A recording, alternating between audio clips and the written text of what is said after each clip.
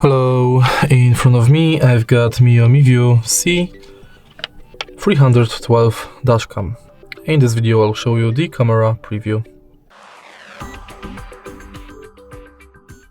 Firstly, let's take a look at the top of the camera. Right here we've got the space that we can attach to holder of the camera. On the right side we've got 4 functional buttons, thanks to which we can start recording and navigate through menu. Here we've got the speaker.